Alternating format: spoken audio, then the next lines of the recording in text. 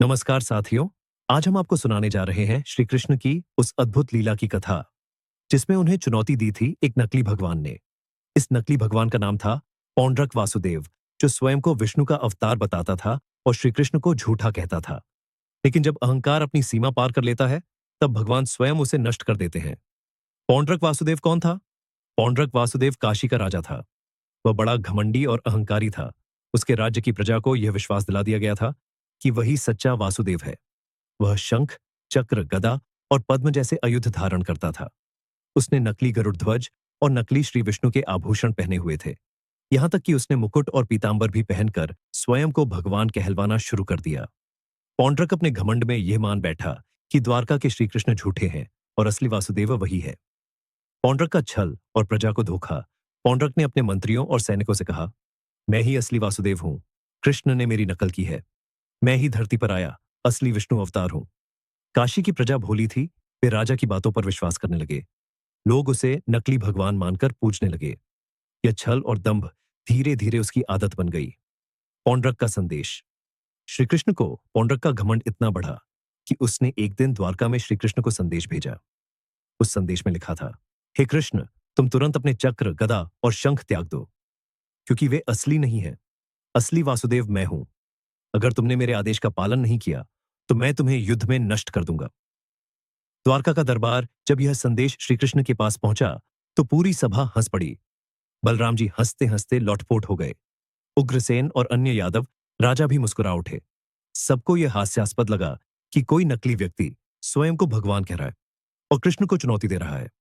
श्री कृष्ण शांत स्वर में बोले, सभा में हंसी उचित है क्योंकि यह मूर्खता है, लेकिन अहंकारी को उसकी करनी का फल अवश्य मिलता है। पौंड्रक को सत्य का दर्शन कराना ही होगा।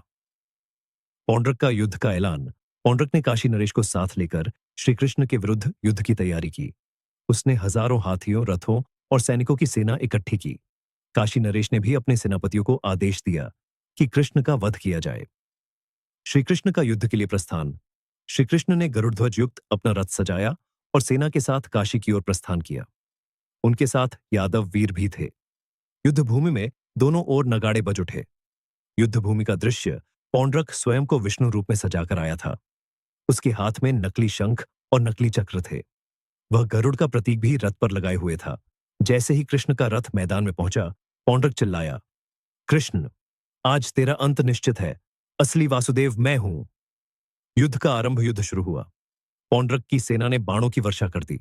श्री कृष्ण ने अपने धनुष से उन्हें रोक दिया। बलराम जी की सेना ने भीषण प्रहार किए। फिर दोनों सेनाएं आमने सामने भिड़ गईं। कृष्ण बनाम पौंड्रक। अब मुकाबला श्री कृष्ण और पौंड्रक के बीच था। पौंड्रक ने अपने नकली चक्र को कृष्ण पर फेंका, पर वह दूर जाकर गिर पड़ा। श्री कृष्ण मुस्कुराए और बोले, पौंड्रक, तूने मुझे अपना आयुध छोड़ने को कहा था। देख, अब मैं तुझे वही देता हूं। कृष्ण ने अपना वास्तविक सुदर्शन चक्र छोड़ा। वह बिजली की गति से निकला और पौंड्रक के मस्तक को काट दिया। पौंड्रक का अंत।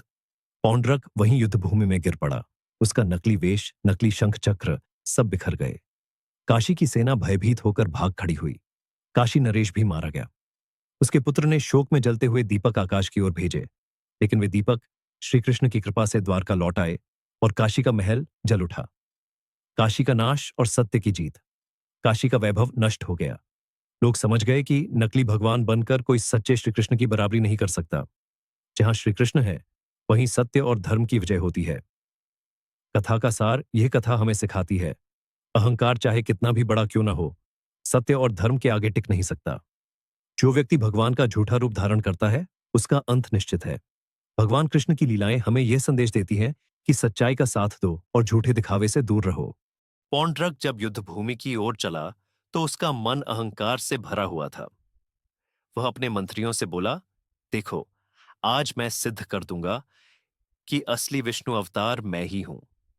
कृष्ण तो केवल एक साधारण ग्वाल बाल है। द्वारका का ताज उसने छल से पाया है। सभा में उपस्थित उसके दरबारी उसकी हां में हां मिलाते हुए बोले, राजन, आपकी महिमा का कोई अंत नहीं। आप ही असली वासुदेव हैं। कृष्ण तो केवल आपकी नकल करने वाला है। लेकिन कुछ विद्वान ब्राह्मण चुपचाप सोच रहे थे, यह राजा बड़ा घमंडी हो गया है। स्वयं को भगवान कह रहा है। ऐसा दंभ कभी शुभ नहीं होता।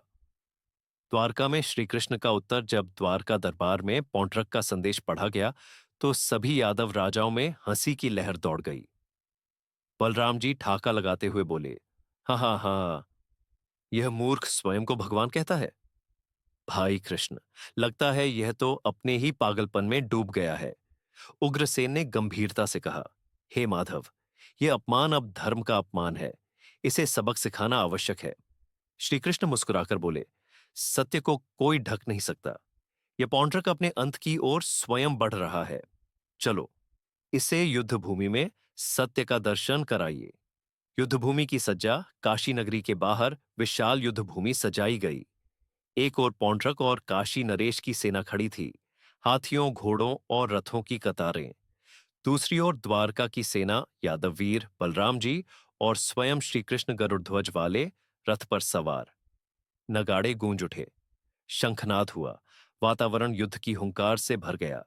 संवाद, पौंड्रक और श्री कृष्ण युद्ध से पूर्व पौंड्रक ऊंचे स्वर में चिल्लाया, कृष्ण, आज तेरा अंत हो जाएगा। तूने मेरी नकल कर संसार को धोखा दिया है। असली वासुदेव मैं हूं। अपना चक्र और शंख त्याग दे। श्री कृष्ण हंसते हुए बोले, पौंड्रक, तूने मुझे अयुद्ध त्यागने का आदेश दिया था ना? अच्छा, आज मैं तुझे अपने अयुद्ध का स्वाद चखाता हूं, लेकिन याद रख, यह नकली शंख चक्र तुझे बचा नहीं पाएंगे। युद्ध का आरंभ दोनों सेनाइयों भिड़ी। पौंड्रक के सैनिकों ने बाणों की वर्षा की। बलराम जी ने हल से दर्जनों रथ उलट दिए। यादव वीरों ने हाथियों और घोड़ों को पीछे धकेल दिया। युद्धभूमि में चारों ओर चीख पुकार मच गई। पौंड्रक की चाल, पौंड्रक ने अपने नकली चक्र को घुमाकर श्री कृष्ण की ओर फेंका। वह चक्र कुछ ही दूरी पर गिरकर मिट्टी में धंस गया। लोग हंस पड़े। वाह, यही है उसका असली चक्र। श्री कृष्ण ने शांत भाव से कहा, पौंड्रक, अब देख असली चक्र क्या होता है। सुदर्शन चक्र का प्रहार। श्री कृष्ण ने अपने दिव्य सुदर्शन चक्र का स्मरण किया। चक्र आकाश में चमका, बिजली की तरह घूमता हुआ पौंड्रक की ओर बढ़ा और पल भर में उसका सिर काट दिया। पौंड्रक वहीं युद्धभूमि में गिर पड़ा। उसका नकली वेश, मुकुट और आभूषण चारों ओर बिखर गए। प्रजा ने देखा कि जिसे वे भगवान मान रहे थे, वह तो साधारण मनुष्य निकला। काशी नरेश का अंत। काशी नरेश ने यह दृश्य देखा तो क्रोधित होकर श्री कृष्ण पर आक्रमण किया। उसकी सेना ने फिर से जोर लगाया, लेकिन श्री कृष्ण के बाणों की वर्षा ने सबको पीछे हटा दिया। अंततः काशी नरेश भी युद्धभूमि में मारा गया। काशी का विनाश। काशी नरेश का पुत्र अपने पिता की मृत्यु से शोकाकुल हो गया। उसने प्रतिशोध में एक दीपक यज्ञ किया और आकाश में प्रचंड अग्नि प्रज्वलित कर द्वारका को जलाने की प्रार्थना की।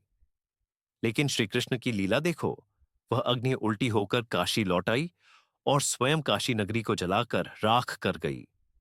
काशी का वैभव नष्ट हो गया। प्रजा रो पड़ी। यह सब अहंकार और दंभ का परिणाम है। श्री कृष्ण का उपदेश। युद्ध के अंत में श्री कृष्ण ने अपनी सेना से कहा, धर्म की विजय सदैव होती है। जो व्यक्ति झूठा दिखावा करता है, वह स्वयं नष्ट हो जाता है। पौंड्रक ने स्वयं को भगवान बताकर अहंकार किया। उसी अहंकार ने उसका अंत कर दिया। बलराम जी ने कहा, सत्य की शक्ति अजेय है। यह कथा आने वाली पीढ़ियों को सिखाएगी कि नकलीपन कभी टिक नहीं सकता। कथा का सार, पौंड्रक ने अहंकार में आकर स्वयं को भगवान कहा, इसलिए उसका अंत हुआ। सत्य को झूठ से ढका नहीं जा सकता। धर्म और सच्चाई का मार्ग कठिन हो सकता है, पर विजय उसी की होती है।